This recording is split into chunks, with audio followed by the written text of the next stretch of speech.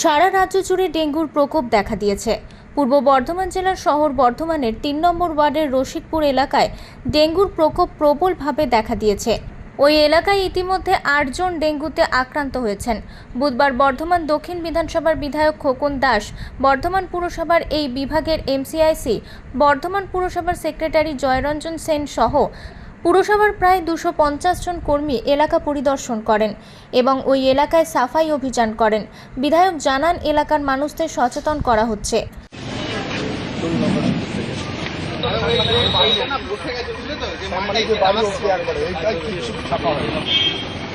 পুরসভার পক্ষ থেকে সারা দিন ব্যাপী আজকে অভিযান চলছে সমস্ত জায়গা পরিষ্কার পরিচ্ছন্ন জন্য। আমাদের এই দপ্তরের এমসিআইসি প্রদীপ রহমান মহাশয় রয়েছে সকাল থেকে এবং আমাদের পৌরসভার সেক্রেটারি জয়রঞ্জন সেন রয়েছে। আদার্স আমাদের আশা কর্মী থেকে আমাদের যত সব কর্মী আছে প্রায় 100-র উপরে কর্মী আজ প্রতিটি বাড়িতে সার্ভে করছে।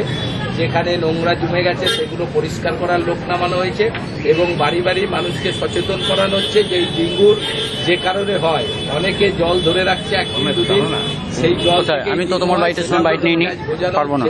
সকাল আমি কারো বাড়িতে সময় ডিস্টার্ব করি না। এলাকা আমরা সবাই ঘুরছি এবং ঘোরার পর বিকালবেলায় আমাদের রাজ্য থেকে আমাদের এই ডেঙ্গুর ব্যাপারে যিনি আমাদের দায়িত্ব আমাদের জলি চৌধুরী মহাশয়, তিনি আসছেন। আমাদের 35 ওয়ার্ডের কাউন্সিলরকে নিয়ে তিনি আলোচনায় বসবেন টাউন হলে। সারা দিনব্যাপী আমাদের এই কর্মসূচি আজকে রশিদপুরে চলবে।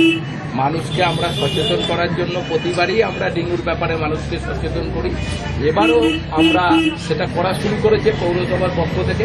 দিয়েছে নিজের জায়গায় নোংরা করছে, পৌরসভার পক্ষ থেকে আমাদের যতটা পারছে করছে, কিন্তু তারপরও নিজেরা যদি একটু না ঠিক হয় তাহলে তো কী হবে, ডেঙ্গু তো হবেই। সেই কারণে এখানে ডেঙ্গু হয়েছে যাতে আর না বাড়ে এবং মানুষকে সেই সচেতন করার জন্য আমরা সবাই নেমেছি। আমাদের এমসিআইসি আমরা রয়েছি, কাউন্সিলররা রয়েছে, সমস্ত পৌরসভার স্টাফরা নেমেছে। সবাই মিলে আমরা চেষ্টা করছি মানুষকে বোঝাতে।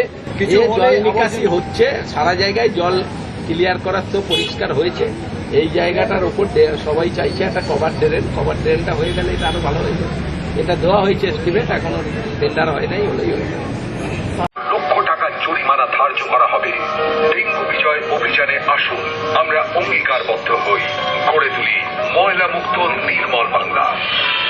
রাজ্য নগর উন্নয়ন সংস্থা, নগর উন্নয়ন ও পৌর বিষয়ক দপ্তর, পশ্চিমবঙ্গ।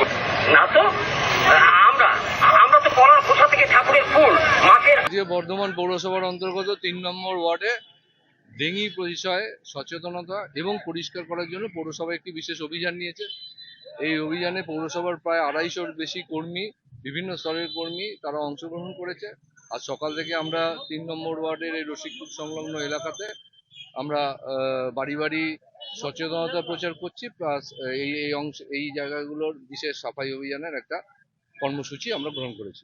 সবাই মিলে বিভিন্নভাবে মানুষকে সচেতন করা, একই সঙ্গে এলাকা পরিষ্কার করা, এই অভিযানটা আজকে নিচ্ছি।